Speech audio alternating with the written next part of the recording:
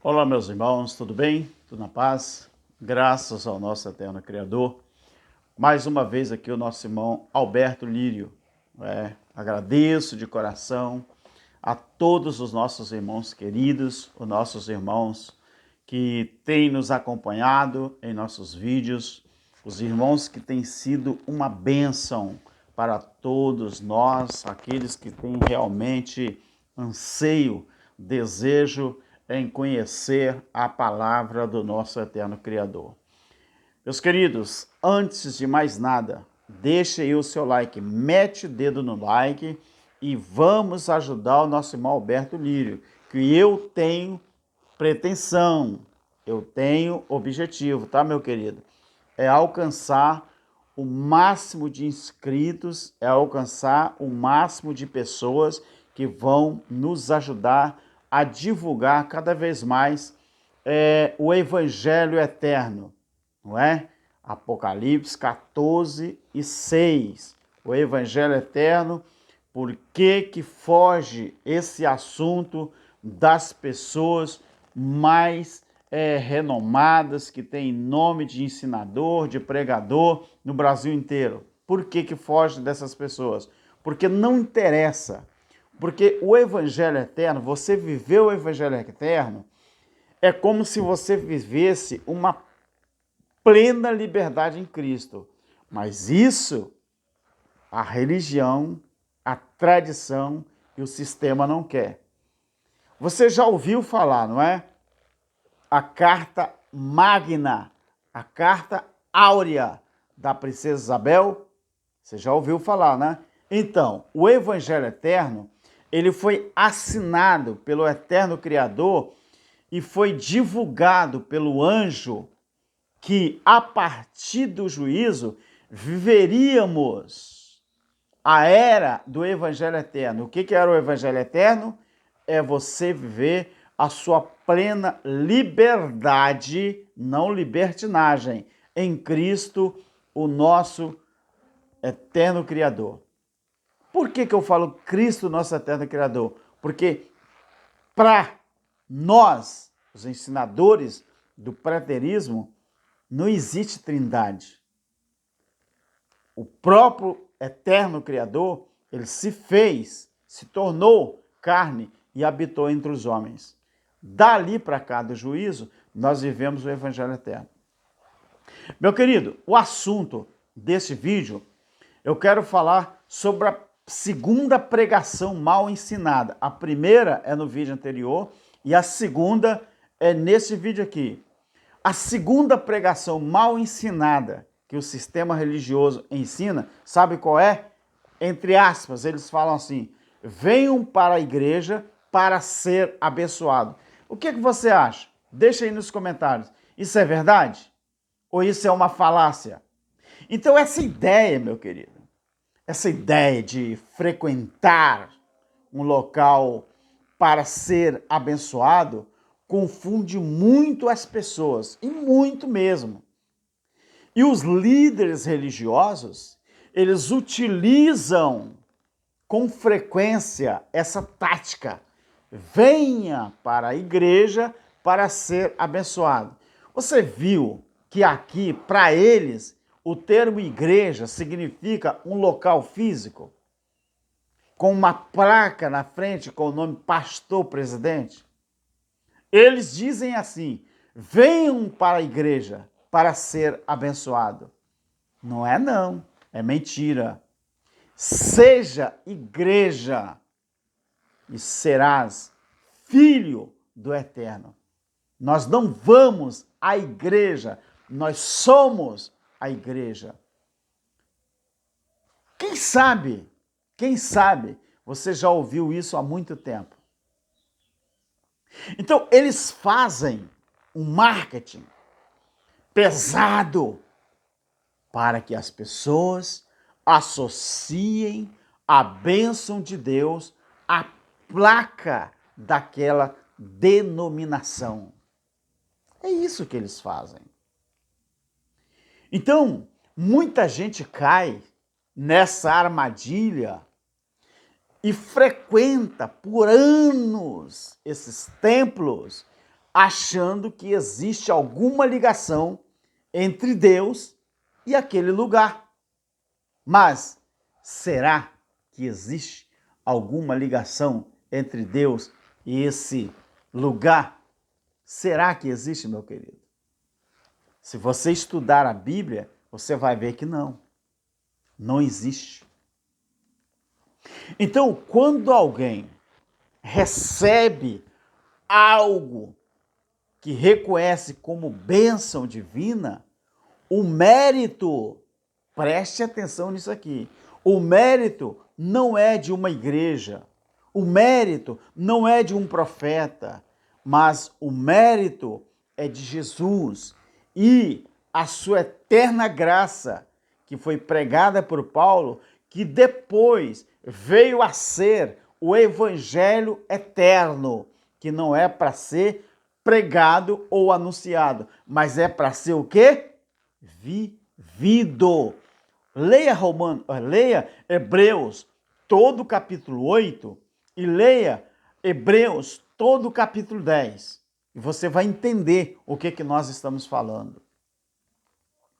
O que mais vemos, meus queridos, nestes programas televisivos é a supervalorização de alguns testemunhos de curas, não é?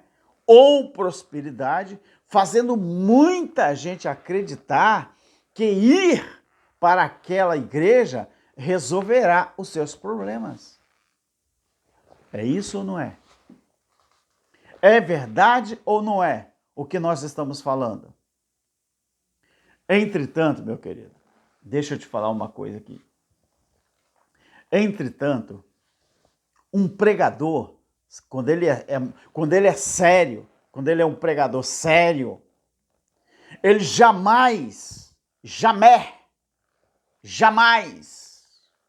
ele dará esperança a alguma pessoa baseando-se em sua frequência a determinado templo chamado de igreja.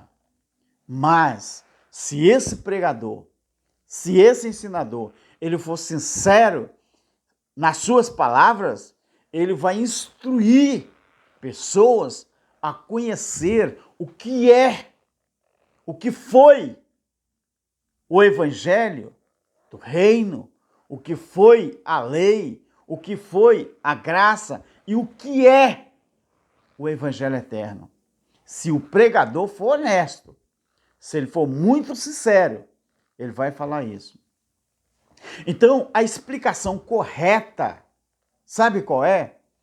A bênção, ela não está no lugar que alguém frequenta, que eu e você um dia frequentamos, mas a bênção, ela está no eterno Criador, aquele que fez os céus e a terra e tudo que nele há. Esta é a explicação correta. Por quê? Porque a igreja, meu querido, nunca foi um prédio, nunca foi um salão, nunca foi um templo construído. Igreja, ela é formada por pessoas. 1 Coríntios capítulo 3, 1 Coríntios capítulo 6, Hebreus capítulo 3 e o verso 6. Nós somos o corpo de Cristo. Agora, se você me perguntar assim, irmão Alberto, mas e congregar? Tá certo? Tá certo.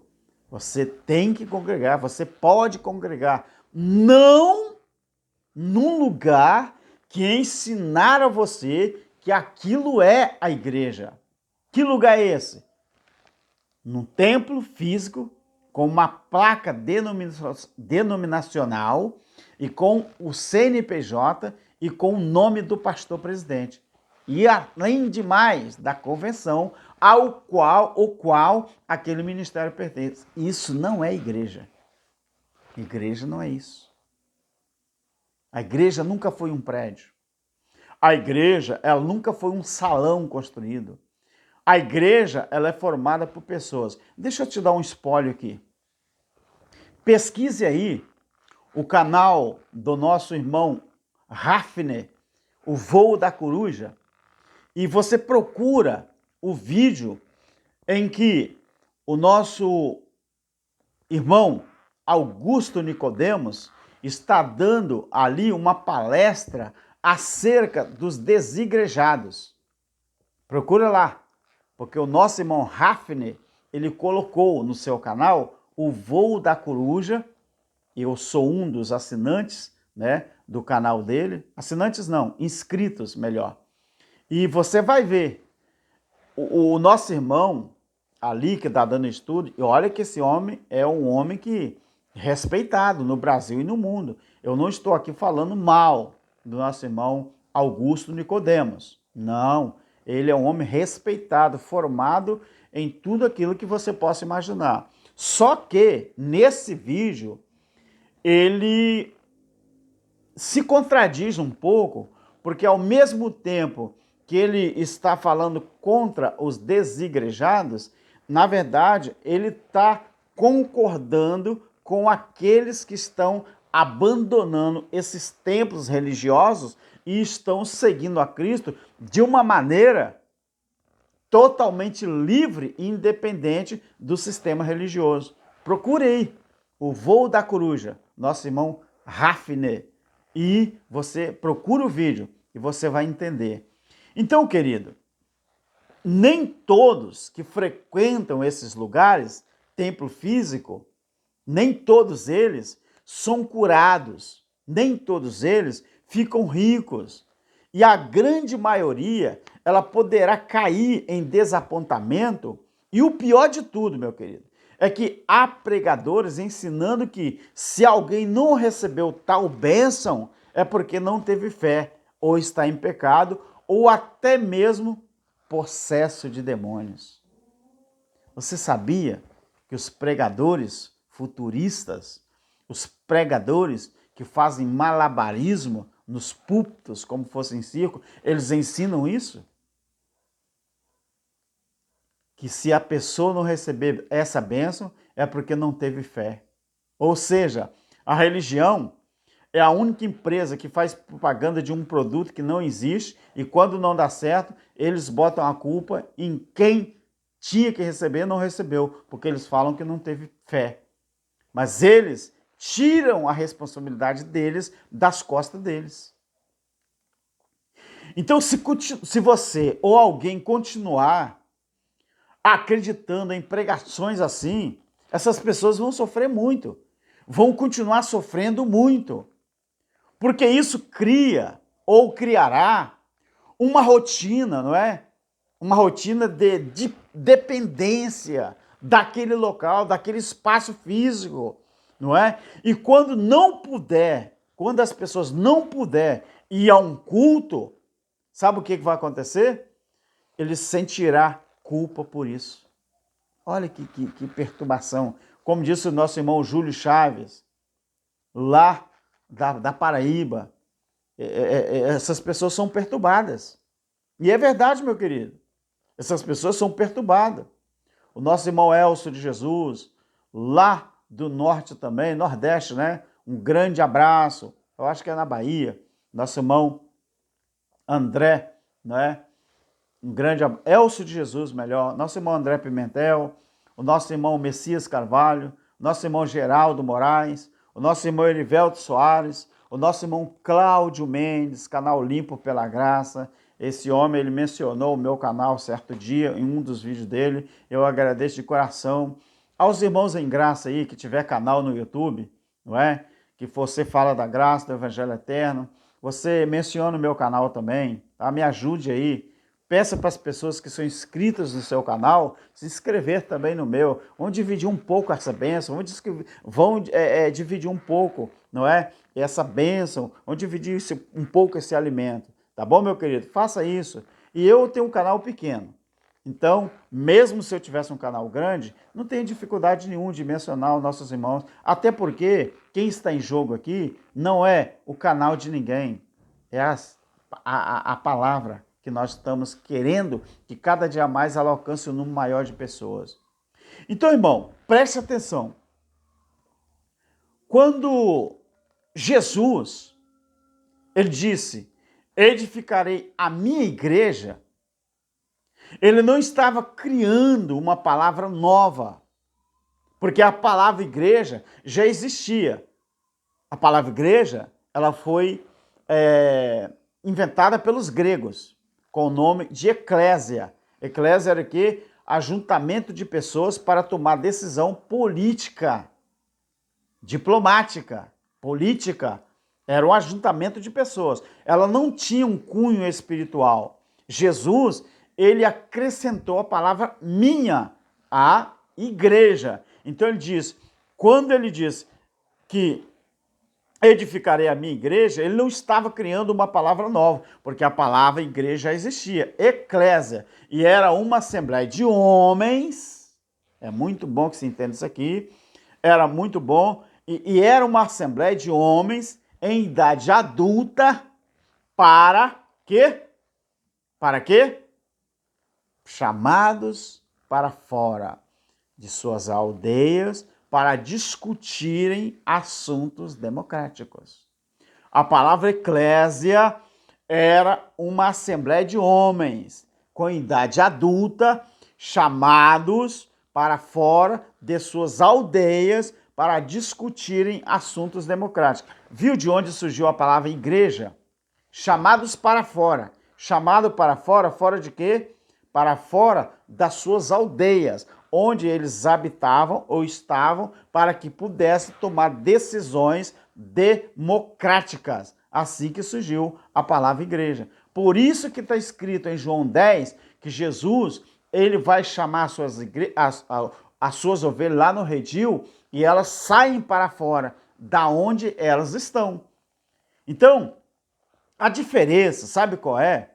É que Jesus usou o termo minha, indicando que essa assembleia não seria composta de um lugar, mas de gente chamada para o seguir.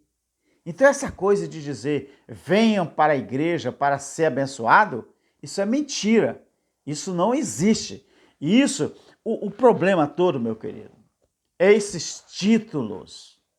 Esses títulos que esses homens alcançam quando fazem ali o seu discipulado, quando entra nas faculdades para fazer teologia. Então, essas nomenclaturas teológicas, ela acaba atrapalhando o entendimento das pessoas quando é com respeito à Bíblia. Então, a igreja de Jesus, ela nunca foi um lugar, ela nunca foi uma denominação, e sim um povo que em todos os lugares aprende e pratica também, não é? O evangelho. Mas o evangelho eterno, não é o evangelho do reino, não é a lei, não é o evangelho da graça. Vivem debaixo do evangelho eterno. Porque Apocalipse já passou, já aconteceu. Então eu quero concluir esse vídeo deixando uma palavra para você, de que diz respeito, você pode até frequentar uma denominação. Mas se você fizer isso, enquanto você não tem entendimento ainda, mas você tem que fazer isso, ou deveria fazer isso com bom senso. E você deve ficar ali apenas enquanto for saudável, enquanto for bom para você. Mas, quando você começar a entender, saia quando eles forçarem a barra, ensinando a você o que Jesus não ensinou. Mas vai ser muito rápido. Quando você começar a entender que a lei acabou. Lucas 16:16, Romanos capítulo 10, versículo 4. Quando você entender que o evangelho do reino foi pregado por Jesus e por seus discípulos, proibido de ser pregado para os gentios e os samaritanos. Mateus capítulo 10, versículo 6 e 7. Mateus capítulo 15 e o versículo 24 também. Foi proibido pelo próprio Yahushua. Ele proibiu os discípulos de pregar para gentios, para samaritanos. O evangelho do reino foi proibido, era só para os judeus. O evangelho da graça, da incircuncisão, foi pregado por Paulo e também acabou a fase do evangelho da graça, porque Paulo diz isso em Colossenses 1, 23, 24. Paulo diz isso em Romanos capítulo 10, versículo 17 e versículo 18. Aquela época passou. E quando aconteceu o Apocalipse, era a descrição do juízo, e o Apocalipse foi para a nação de Israel, tendo como testemunha o povo gentio. Haja vista a carta, as 7 cartas às igrejas da Ásia. E outra coisa, queridos, quando estava terminando o livro de Apocalipse, no capítulo 14, o anjo proclamou outro evangelho. E qual era esse outro evangelho? O evangelho eterno. E qual o fundamento do evangelho eterno? Tudo se cumpriu em Cristo. De lá para cá, ninguém precisa mais viver sobre o jugo do homem, o jugo da religião, o jugo do sistema, o jugo da tradição. É isso que você precisa entender. Esse negócio de venha para a igreja para ser abençoado, isso é falácia. Acabou. Você vive hoje o evangelho eterno. E o nome já diz tudo, né? Escreve aí. Pega uma folha de papel, um caderno e escreve a palavra eternidade. E depois você lê ela de trás para frente. Sabe o que vai dar? Idade eterna. Eterna idade. Ou idade eterna é a mesma coisa. E o que é uma idade eterna? Uma idade que não tem fim e nem prazo de validade. O que significa? Eternidade é um prazo, é um tempo que não tem prazo para acabar. Ele é eterno. É isso que eu e você vivemos. O evangelho eterno. Aprenda e continue cada dia mais estudando a palavra e entendendo a palavra. E até lá, em nome do nosso Criador. Amém. Um abraço.